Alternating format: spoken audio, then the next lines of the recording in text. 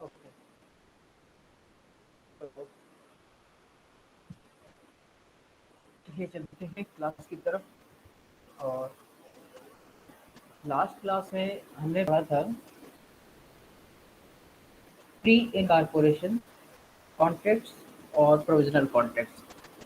तो जो आपका अगला टॉपिक है वो है documents for memorandum of association and article of association. इन दोनों में क्या-क्या आपके डॉक्यूमेंट होते हैं, उसमें क्या-क्या होता है।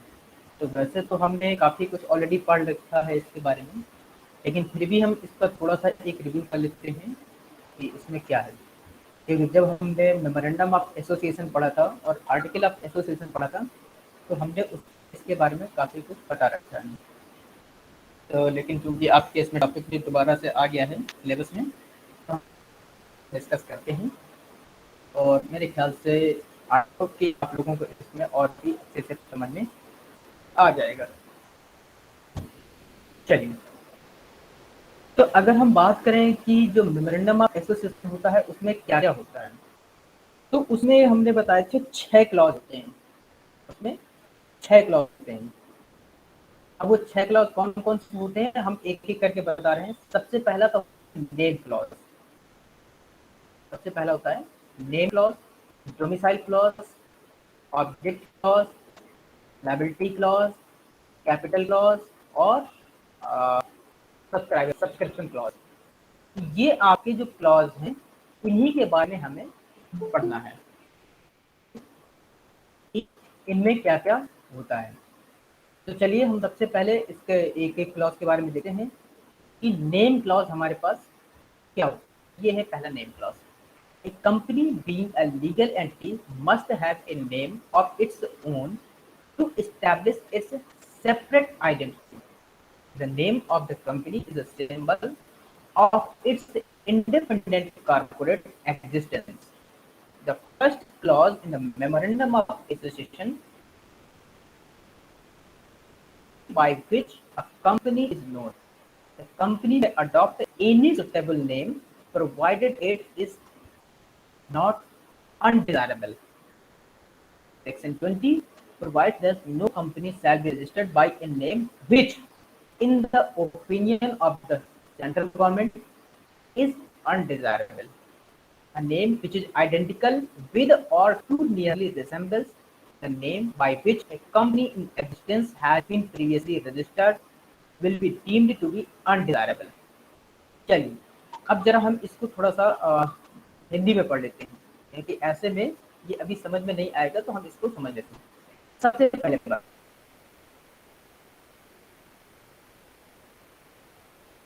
कंपनी का नाम इसकी पहली एक स्पेशल आइडेंटिटी है।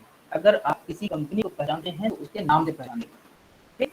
तो उस नाम के लिए आपको पहले उसका सबसे पहले नाम रजिस्टर करवाना पड़ेगा कंपनी एक्ट में, साथ में ही इस प्रकार के जो नाम के क्लॉज में कंपनी के अप्रूव्ड, लीगल और जो पहले से एक्सेप्टेड नाम है, मतलब कि अप्रूव्ड और लीगल नेम होना चाहिए। अप्रूव्ड और लीगल, प्रमाणित, कानूनी और अनुमोदित नाम शामिल है, ठीक? अब अगर पहले से ही कोई रजिस्टर्ड कंपनी है, अगर पहले से ही कोई रजिस्टर्ड कंपनी है, तो आप उस रजिस्टर्ड कंपनी के नाम से नहीं करवा सकते हैं। जो पहले से रजिस्टर्ड है तो आपको उसके अलावा दूसरे नाम से करवाना पड़ेगा। साथ में ही इसके साथ ही कुछ और भी दिया हुआ, क्या? Section 20 provides that no company shall be registered by a name which, in the opinion of the central government, अगर सेंट्रल गवर्नमेंट के नाम के जो कुछ उनके दिए हुए हैं उसके रिलेटेड नाम नहीं होने चाहिए, वो नाम नहीं होना चाहिए। जैसे आप भारत या कुछ सरकारी नाम इस तरह के कुछ होते हैं ना, उस तरह के नाम आप नहीं रख सकते हैं। जैसे हमारे यहाँ कानपुर नगर निगम, अगर कानपुर नगर निगम है तो किसी कंपनी का नाम कानपुर नगर निगम नहीं हो सकता है, ठीक? ऐसे ही जो सेंट्रल गवर्नमेंट है उसमें से कुछ अनुमोदित नाम है, वो नाम आप अपनी कंपनी का नाम नहीं रख सकते। इसके साथ ही उससे मिलता जुलता या उसी को तोड़ मरोड़ करके आगे पीछे भी आप उसके नहीं कर सकते हैं। जैसे कानपुर नगर निगम है तो आपने एग्जाम्पल के तौर पर है, ये ऐसा नहीं है, ठीक है ना, ये सरकारी नाम है, वैसे तो आप इस तरह के लेते हैं जैसे निगम कानपुर नगर, इस तरह से भी आप तोड़ मरोड़ करके नहीं रख सकते हैं। कोई भी सरकारी नाम जो कि पहले से सरकार ने उसको डिसाइड कर रखा है, आप उस तरह का नाम नहीं रख सकते हैं। इसके अलावा अगर कोई कंपनी पहले से रजिस्टर्ड है, कंपनी एक्ट में एग्जिस्ट हो रही है, तो आप उसके नाम को भी नहीं रख सकते हैं। Then what you have to do, you have to check availability for your name, company name. आपको क्या है, आपने जिस कंपनी का नाम दिया है वो देखना पड़ेगा कि वो कंपनी एक्ट के तहत अवेलेबल है कि नहीं। जैसे आप लोग ईमेल आईडी बनाते हैं ना, तो सेम ईमेल आईडी नहीं होती, तो क्या करते हैं उसमें चेक अवेलेबिलिटी करते हैं कि जो हम ईमेल आईडी बना रहे हैं क्या उसकी कोई अवेलेबिलिटी है। अगर होगा तो कुछ नाम सजेस्ट भी करता है, उस तरह से होता है। तो यहाँ पर भी सिमिलर वही प्रोसेस हो गई। यहाँ पर एक केस है, कौन सा? लॉर्ड्स एल्यूशंस India private limited versus regional director DCH Chennai and another 2004, ठीक है ना, ये एक केस हुआ। However merely that few words are common may not render the name too identical and thus undesirable. Society of Motor Manufacturer and Traders Limited versus motor manufacturers and trader mutual assurance limited. अब देखिए ये एक case और है, यहाँ पर देखिए नाम देखिए, society of Motors manufacturers and traders limited, इस नाम को देखिए। और यहाँ पर देखिए नीचे क्या लिखा है, motors manufacturers and traders mutual assurance limited. ये एक मिलता जुलता नाम है। The registrar must make preliminary inquiries to ensure that the name allowed. तो रजिस्ट्रार को क्या होता है, वो पहले से ही कुछ इंक्वायरी करता है कि क्या इस तरह का नाम आपको अलाउड है या नहीं है। तो इस तरह के नाम आप नहीं रख सकते हैं, ठीक। तो इसमें ये क्या है आपका नेम क्लॉज, और इसके लिए आपके मेमोरेंडम ऑफ एसोसिएशन में एक पूरा का पूरा तो आपका ज्ञापन या आप जिसको मेमोरेंडम ऑफ एसोसिएशन बोलते हैं, ज्ञापन बोलते हैं, उसमें 6 अलग-अलग खंड हैं। उसमें से केवल कंपनी के नाम से रिलेटेड एक खंड है पूरा, एक सेक्शन है पूरा, that is called name clause. क्योंकि कई बार क्या होता है कि ये कंपनियां अपना ट्रेडमार्क रजिस्टर करवाती हैं, अपना ट्रेडमार्क रजिस्टर करवाती हैं, और उस ट्रेडमार्क में क्या होता है, आपकी कंपनी का नाम और उसमें सब कुछ शामिल होता है। तो आप नहीं चाहेंगे कि आपकी कंपनी के सेम नाम से कोई दूसरी कंपनी चले और वो अपने प्रोडक्ट सेल करें। ये गलत बात है, लोगों को कंफ्यूजन होगा, तो हो सकता है आपके कंपनी की रेपुटेशन खराब हो। तो जब कंपनियों को अपने ट्रेडमार्क की सेफ्टी रखनी पड़ती है, कंपनियों को ट्रेडमार्क की अपनी सेफ्टी रखनी, क्योंकि जब आप कंपनी का नाम रजिस्टर करवाते हैं तो बहुत सी कंपनियां क्या करती हैं, अपना ट्रेडमार्क भी रजिस्टर करवाती हैं, जिससे कि वो अपने कंपनियों के जो नाम है उसकी सेफ्टी कर पाए। ठीक, तो ये हो गया आपका नेम क्लॉज। अब दूसरा देखते हैं,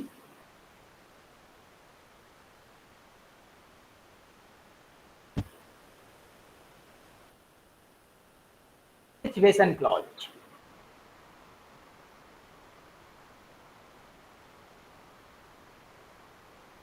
अब ये सिचुएशन क्लॉज क्या है? स्थिति। सिचुएशन का मतलब होता है पोजीशन या स्थिति। ठीक, तो इसको हम लोग बोलते हैं क्या, डोमिसाइल। इसमें इस क्लॉज में कम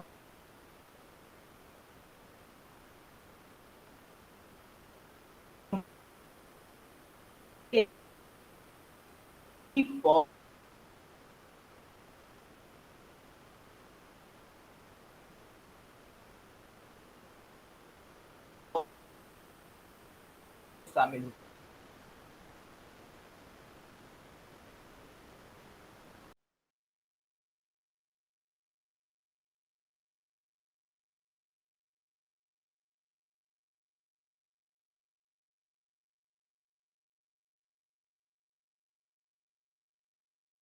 नेटवर्क प्रॉब्लम करने वाला,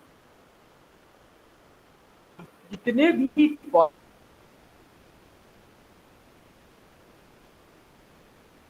पॉसिबल इसमें नामांकित, मतलब कि जो इसमें नॉमिनेटेड कुल रजिस्ट्रार के नाम भी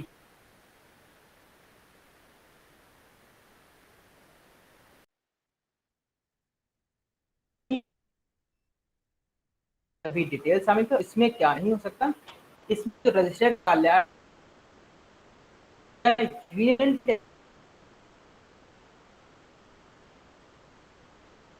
टेरिटरी के नाम और कार्यालय का एग्जैक्ट एड्रेस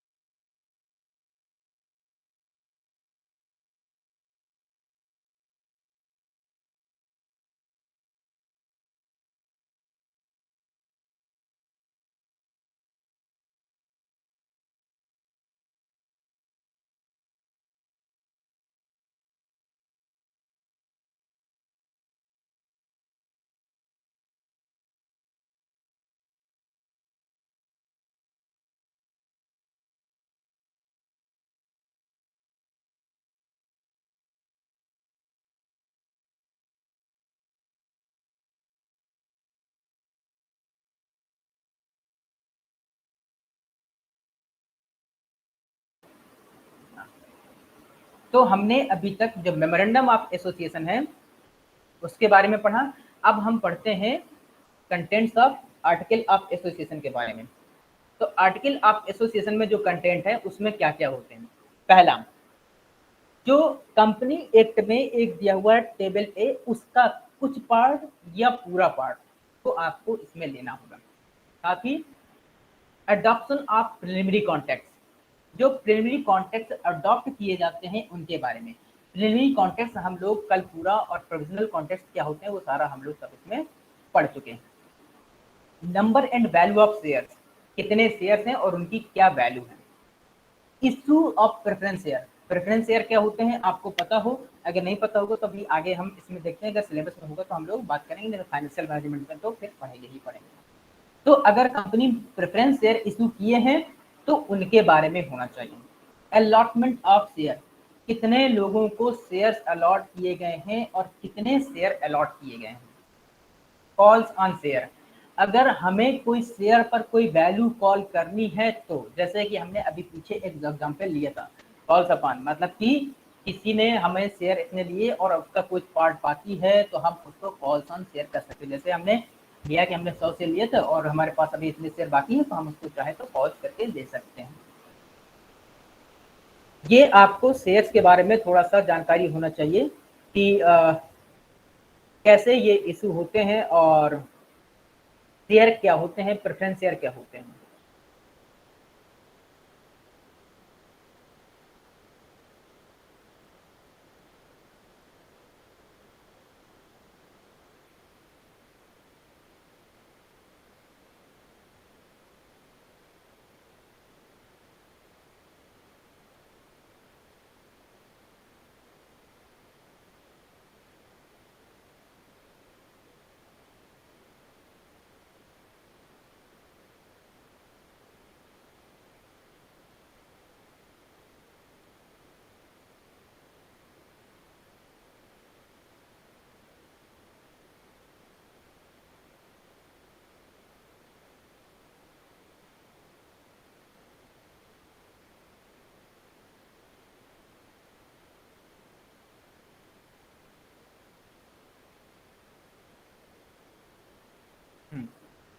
अब इसके बाद, हाँ, कॉल्स ऑन शेयर के बाद lien on shares. Lien on shares का मतलब होता है जो हमने अमाउंट ग्रहण किया है, तो बोलते हैं हमें कितना अमाउंट लेने का राइट है। तो शेयर्स का जो लेन होता है वो कहलाता है हमें कितने शेयर्स के वैल्यू लेने का राइट है। Transfer and transmission of share, किसी ने किसी को कितना शेयर ट्रांसफर किया गया है। साथ ही नॉमिनेशन, नॉमिनेशन का मतलब उसका नॉमिनी हमने किसको बनाया है। फोर फीचर, इसके बारे में भी हम पढ़े, फोर फीचर ऑफ शेयर्स के बारे में भी, ये भी एक शेयर्स के बारे में एक उसका करेक्टरिस्टिक्स होता है, उसका एक फीचर होता है। अल्ट्रेशन ऑफ कैपिटल, अगर कैपिटल में कोई चेंजेस हुए हैं तो उसके बारे में। Buy back, share certificate, buy back का मतलब कितने हैं जरा देख लें, काफी है। बाई बैक का मतलब होता है कि अगर हमें कुछ पहले रिजर्व में रख लें और उसको बाद में हम उसको वापस कर लें। शेयर सर्टिफिकेट, जब कोई शेयर लेता है तो उसका आपको शेयर सर्टिफिकेट इशू करना पड़ता है कि इसके पास हमारे इतने शेयर हैं। डीमेटेरियलाइजेशन, आपको जब भी शेयर परचेज या सेल करना होता है तो आपके पास एक डीमेट अकाउंट होना चाहिए। डीमेट अकाउंट के थ्रू ही आपको शेयर्स की सेलिंग और परचेजिंग आप कर सकते हैं। इसी का जो डीमेट अकाउंट है डीमेटेरियलाइजेशन का ही शॉर्ट फॉर्म होता है। Conversion of shares into stock, आप अपने शेयर्स को स्टॉक में कन्वर्ट कर सकते हैं कि नहीं कर सकते हैं, इसके बारे में भी डिटेल दिया होता है। वोटिंग राइट्स एंड प्रॉक्सी, जो शेयर होल्डर्स होते हैं, जो इक्विटी शेयर होल्डर होते हैं उनको वोटिंग राइट्स होते हैं, तो जो उनके वोटिंग राइट्स होते हैं तो उनके बारे में इसमें डिटेल में दिया होता है। साथ में ही meeting and rules regarding committee, organisation में जो भी कमेटी है उनकी रूल्स और उनकी मीटिंग्स के बारे में आपके आर्टिकल ऑफ एसोसिएशन में दिया होता है। Directors, there appointment and delegation of power, director कौन है, उसको अपॉइंट कैसे किया जाएगा, उसकी पावर्स क्या हैं, उसके डेलीगेशंस क्या हैं, उसकी ड्यूटीज क्या हैं, सब इसमें दिया होगा। नॉमिनी डायरेक्टर, नॉमिनी डायरेक्टर्स में होगा आपका, अगर डायरेक्टर नहीं है तो आप किसको नॉमिनेट कर सकते हैं। हालांकि मान लीजिए कभी कोई डायरेक्टर नहीं है तो आप कोई एक नॉमिनी बना दीजिए, उसकी जगह वो वर्क करेगा। Issue of debentures and stock, debentures क्या होते हैं, ऋण पत्र, ऋण पत्र कंपनी इशू करती है, स्टॉक, ठीक।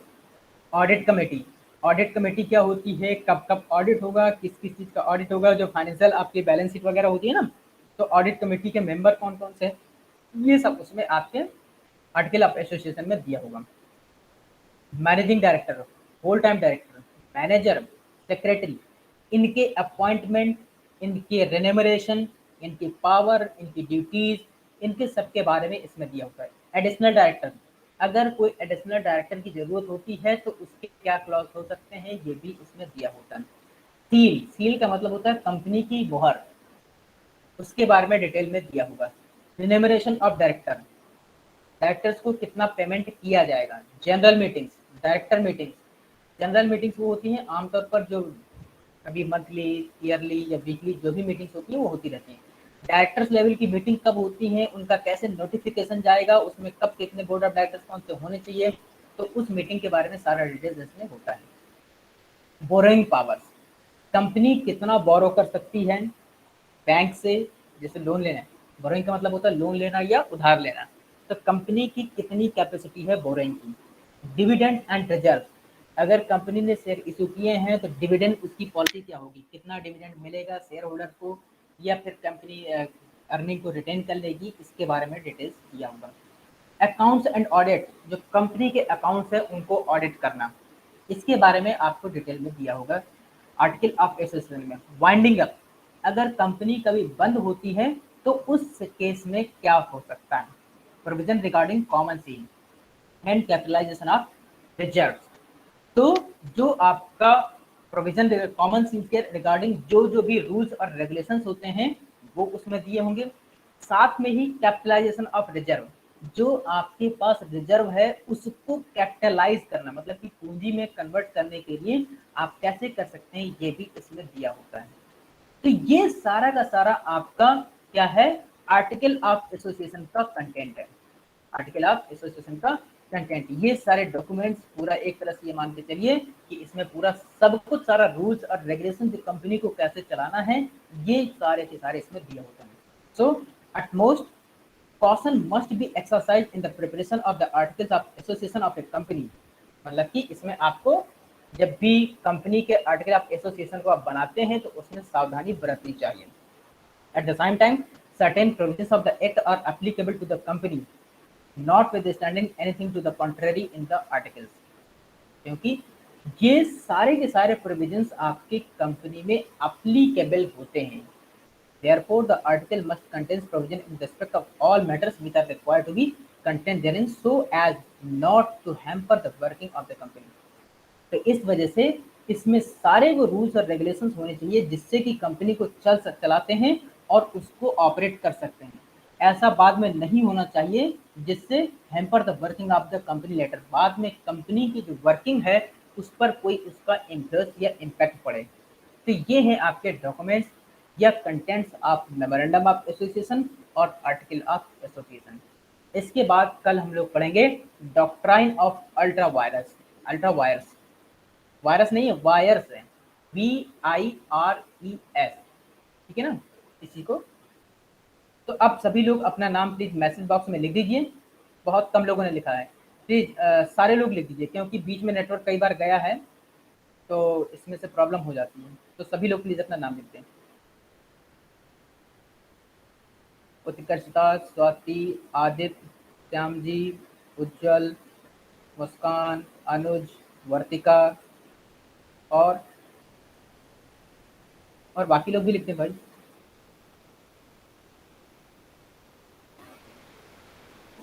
Everybody please write down your attendance please.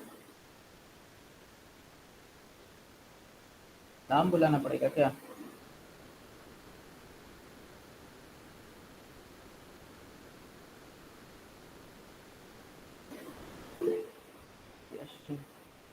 Arnica, हर्ष, खुशी, नंदिनी, नितेश, राशि, रितिका, शिवानी, श्रेया, सभी लोग प्लीज अपना नाम लिख दीजिए। स्वाति, यसी,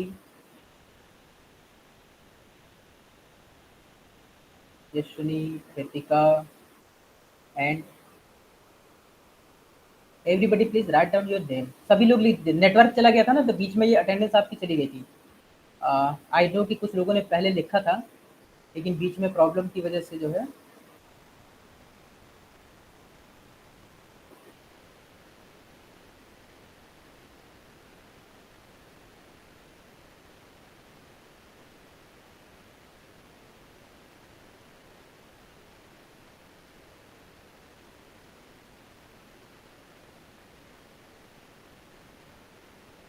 आर्निका प्लीज अपना नाम लिख दीजिए।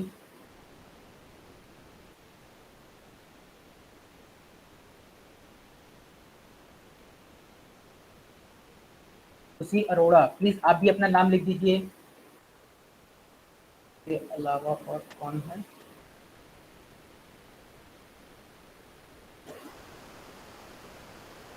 सब लोग मुझे लगता है अटेंड करके चले जाते हैं। श्रेया आप भी अपना नाम लिख दीजिए बेटा। नंदिनी आप भी अपना नाम लिख दीजिए। हर्ष आप भी अपना नाम लिख दीजिए।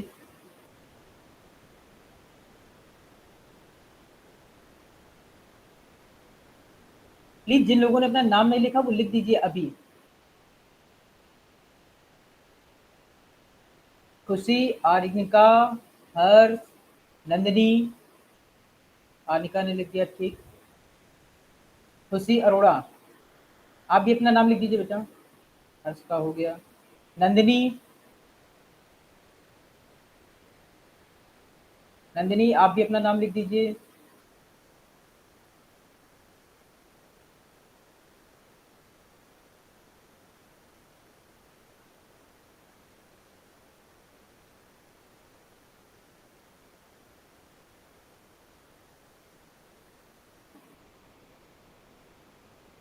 नंदिनी, खुशी आप अपना नाम लिख दीजिए बेटा।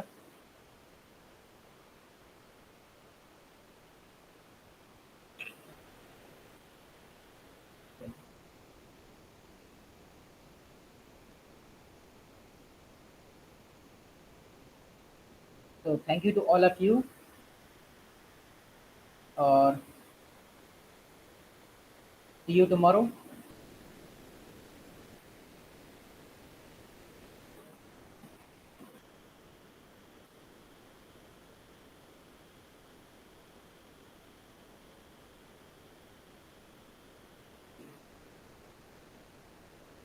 कौन है? श्रेया।